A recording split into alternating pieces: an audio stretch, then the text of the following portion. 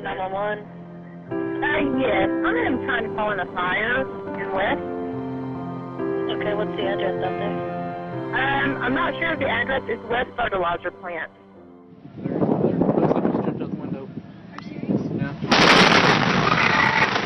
Oh, you okay? Dad? You okay? I can't hear. Come here. I can't hear. Get out of here. Please get out of here. Oh my God. Please get out of here. Please. What has happened over there? It sounded like a bomb going off. I'm looking outside.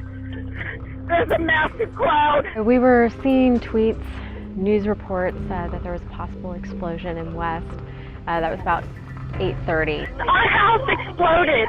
We decided that we wanted to cover this story like it was in our own backyard, because really it is. We sent people to the blast site, to the hospitals. And everybody's houses, the windows, everything are gone. I got a call from an editor, a Metro editor, and she just asked me if I had my go bag ready and told me to get down to West. There's an active fire. They're several blocks away. Within minutes, I had a phone call from my editor, Tom Wong. He said, let's start thinking about Sunday right now. All the windows on the north side of the house are completely blown in. The night of the explosion actually is when I sent my first email to my editor, Maud Bielman. There's people hurt. The nursing home, there's people hurt. We need ambulances fast. Okay. Just chaos, utter chaos. No one knew what was happening. There were a lot of tears, a lot of confusion. Some people just staring off in space, not really knowing what to do.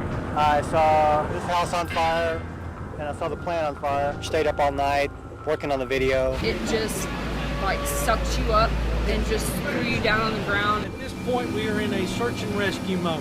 I woke up the next morning to do the stills. Just try to get the coverage going. The amount of media was crazy. I'd never seen anything like it. In those early hours, we really nailed down a lot of things that were being speculated around the country, and we nailed down some factual information. My stories, for example, were only possible because we had terrific people on the scene. The way it worked was, we each every day kind of had our own assignment, like nailing down like the bare bones numbers. People were, trying to find out information from family members. We would feed each other the different pieces, and then the story would really take shape throughout the day. Altogether, the first couple of days, we had dozens of pages devoted to West. We had this complete package early on, and since then we've continued to hammer away. It talks about streamlining regulations, removing regulations. At some point the burden does shift to them. What percentage of Texas is covered by volunteer firefighter departments?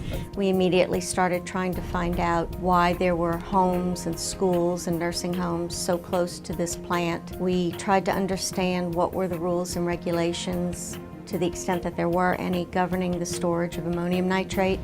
And we wanted to find out if there were other West facilities around the state of Texas. We started pulling data and trying to gain a broader understanding of what had happened and how it fit into a larger context. Like ever since April 17th, a good number of us have been working to stay on top of governmental agencies in making sure the information that we've acquired is used in our reporting. This has been one of the most intense and comprehensive data collection efforts I've ever been involved in. What was unique about this investigative assignment was that we were reporting off breaking news. We didn't have the luxury of time. It was highly competitive, so we had to work very quickly and efficiently to get the stories published.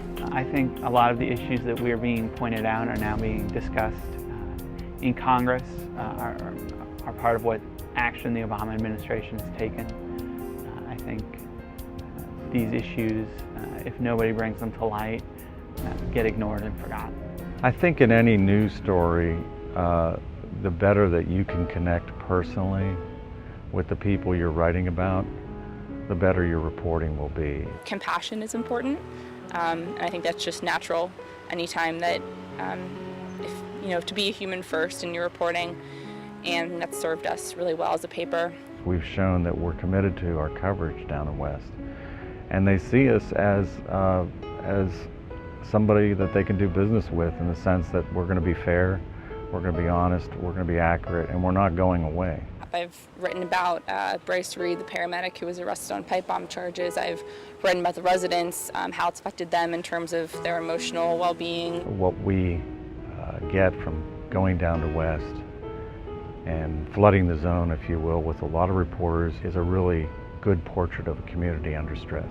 I feel like we had an advantage coming in because we were the big local paper, and that was sort of why people would talk to us, because they knew of us, they trusted us, we were big enough that we had the resources to be here and be reliable and dependable and accurate.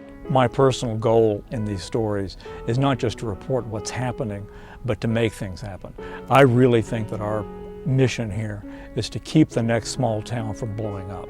I think stories like West are a huge test of any newsroom. They're a yardstick by which our readers and our web users judge us, and they're a yardstick by which we have to measure ourselves in terms of public service.